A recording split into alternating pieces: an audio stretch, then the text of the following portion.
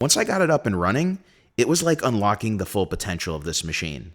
6 months later, here's what I've noticed. I rarely need to hook up an external SSD anymore. I'm editing everything in DaVinci Resolve directly on this 2TB drive and then offloading it to an external backup when I'm finished.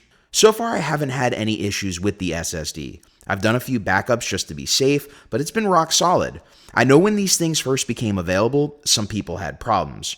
Drive failures, OS bugs, vendor compatibility, but I think a lot of that has been ironed out at this point. And honestly, even if something did go wrong, buying through Amazon gives you that extra peace of mind. You can return it, get a replacement, whatever. It's a risk, but it is a manageable one. And here's the math.